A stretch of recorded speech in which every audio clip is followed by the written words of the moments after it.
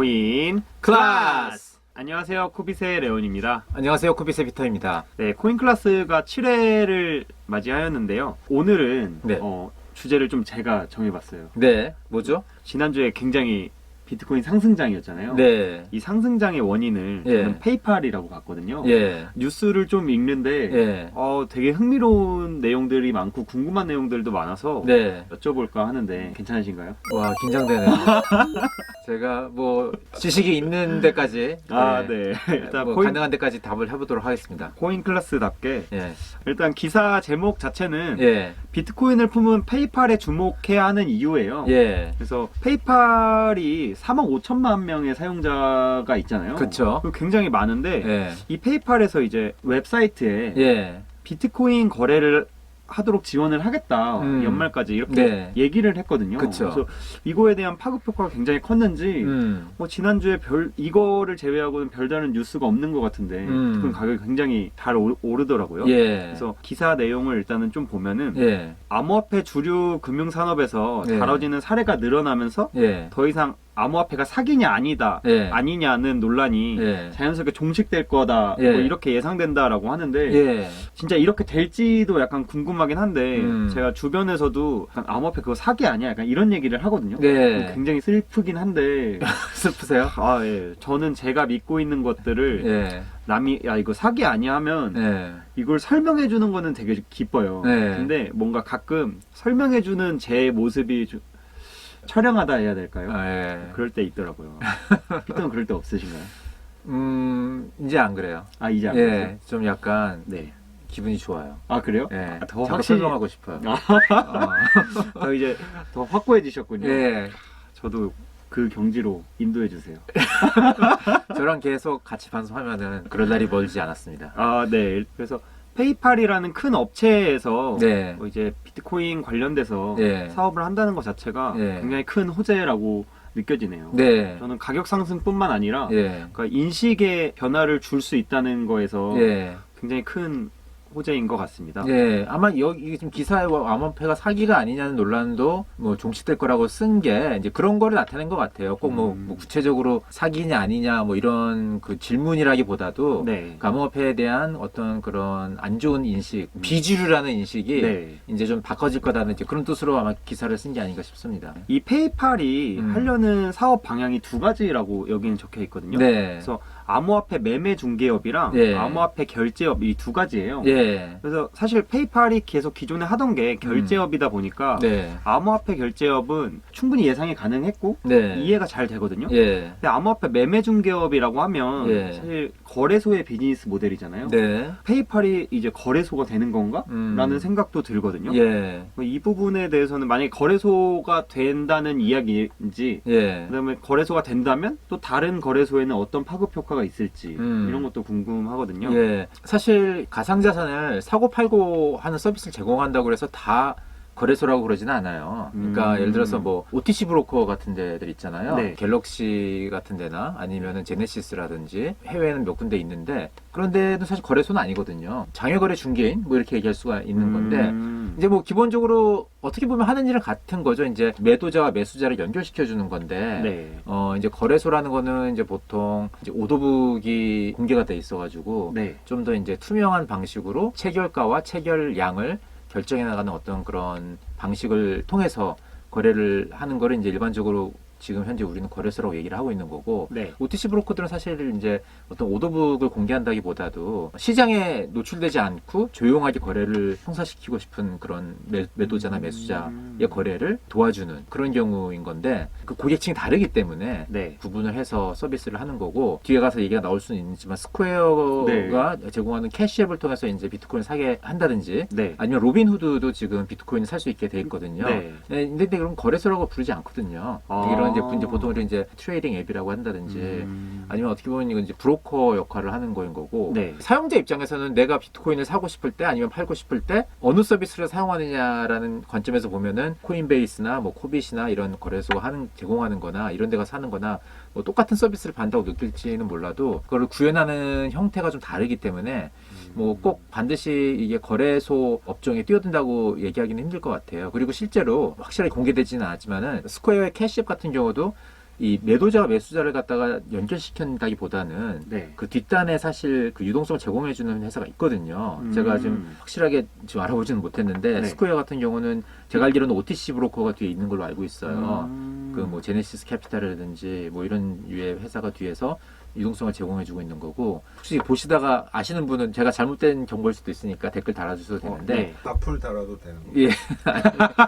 예, 그래도 좀 약간 살살 달아주세요. 이거 왜 모르냐면서 예. 예, 누군가 훈계를. 예.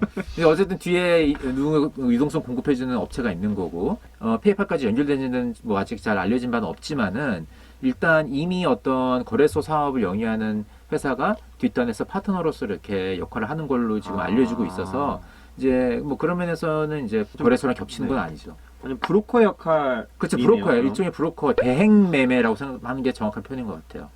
대행 매매 중개요.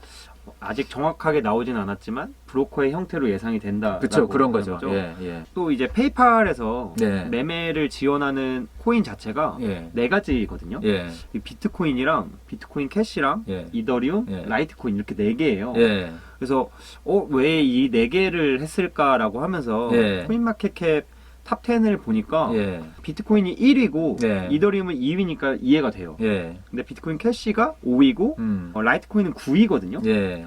그래서 나머지 이 3, 4위랑 예. 6, 7위, 예. 뭐 8위 이런 예. 애들은 어디 갔나. 예. 네, 이런 게 좀 궁금하거든요. 예. 보면은 3, 4위는 예. 테더랑 리플이거든요. 예. 그럼 테더 리플은 예.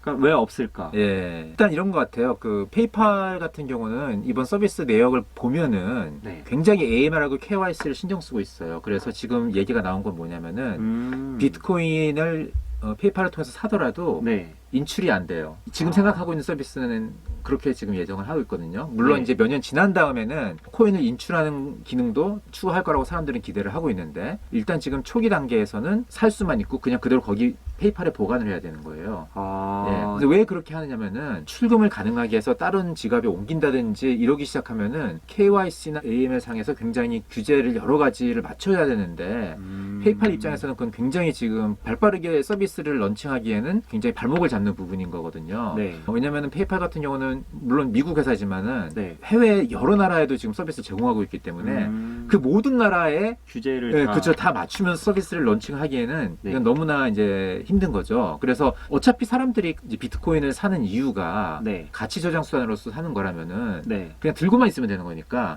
이제 그런 입장에서는 꼭 굳이 다른 데 옮기는 서비스를 제공하지 않아도 얼마든지 자기네들이 이미 유저가 3억이 넘기 때문에 네. 충분히 쓸 사람을 확보할 수 있다고 그렇게 생각을 하고 있는 것 같고, 제가 보기에는 서서히 시간을 두고 세계 각국 규제 당국하고 논의를 하면서 인출하는 기능도 나중에 런칭을 할 그런 생각이 아닌가 저 개인적으로 그렇게 생각을 해요. 그럼 테더랑 XRP가 빠진 이유는? 예, 테더랑 그래서 그 얘기를 하려고 지금 얘기를 한 건데. 네, 그래서 예. 저도 왜 여기까지 왔는지 잘 모르겠지만. 그래서 테더랑 XRP가 빠진 이유는 네.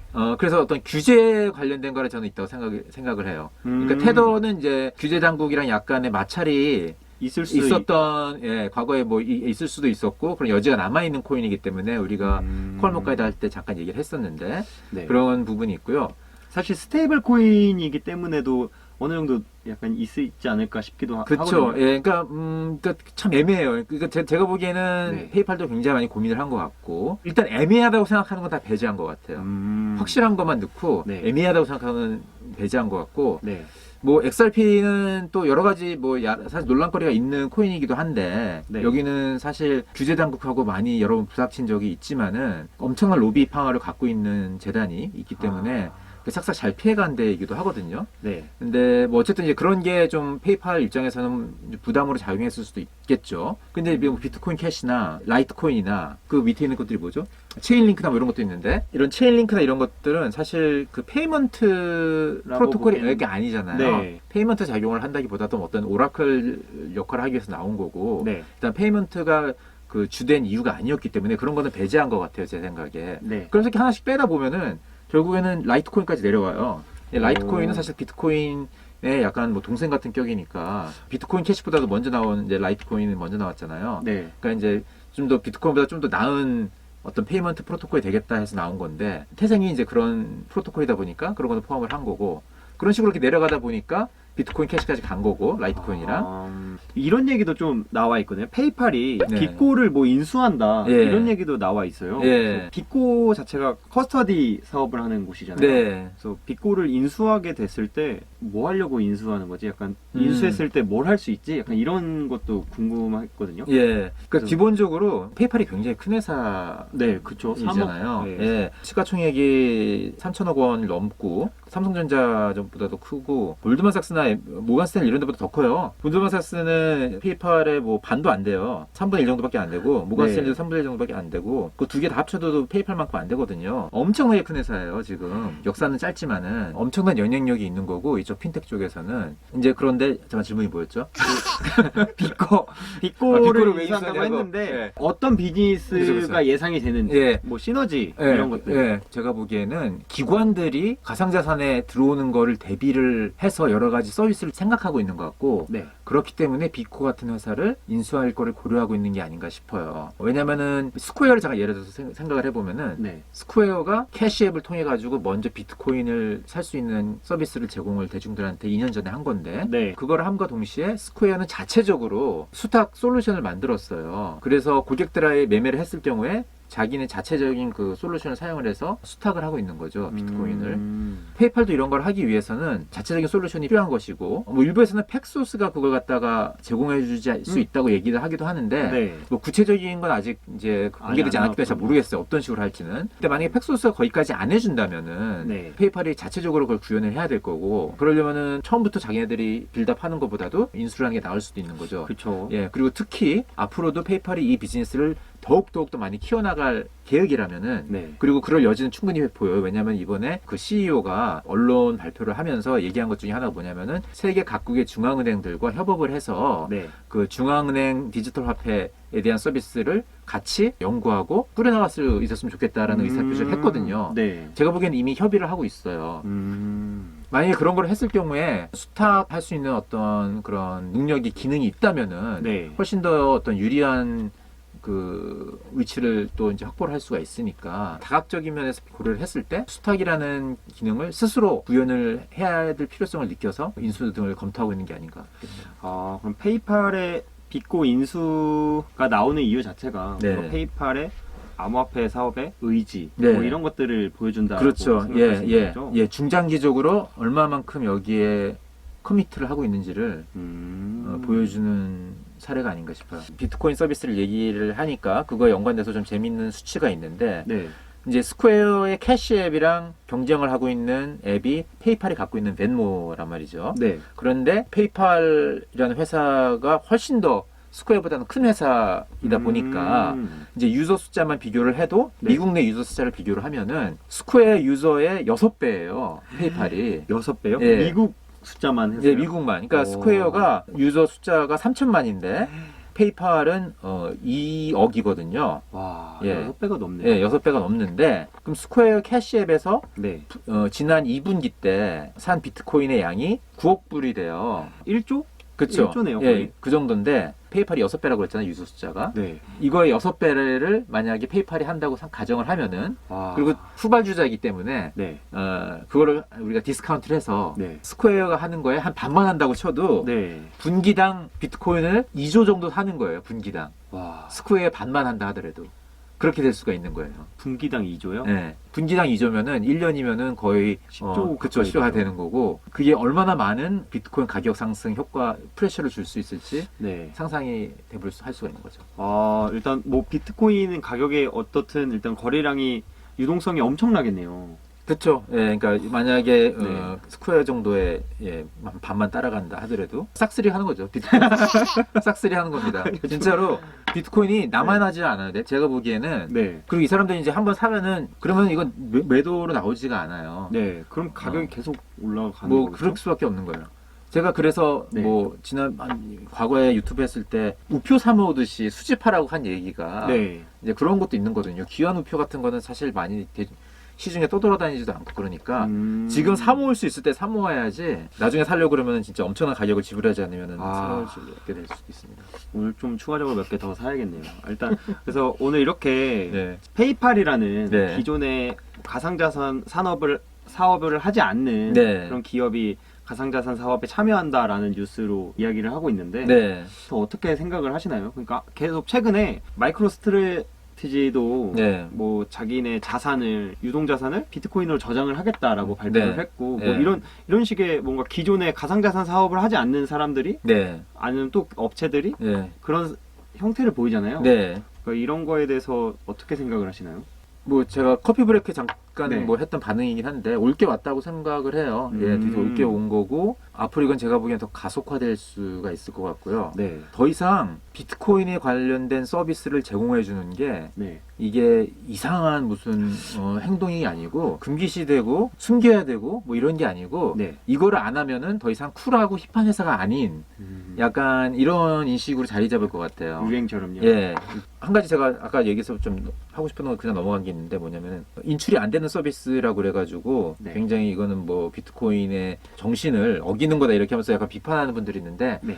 저는 이제 그렇게까지 생각할 필요는 없을 것 같아요. 물론 좀 인출이 안 되고 뭐 출금이 안 되면은 좀 불편하긴 하겠지만은 네. 그것보다도 이렇게 큰 대형 회사가 시도를 해서 제도권 안으로 끌어들인다는 그 파급 효과가 훨씬 더 크기 때문에 네. 그 정도는 약간 좀 귀엽게 봐줘도 괜찮을 것 같아요. 네, 저도 피터한테 오늘도 역시 많이 배울 수 있었네요. 이렇게 코인 클래스 7회에서 페이팔의 비트코인 사업을 참여하는 거에 대해서 어떻게 생각하는지 이야기를 나누어 봤고요. 다음 시간에는 또 다음 주에 가장 핫한 소식으로 돌아오겠습니다. 지금까지 코인 클래스!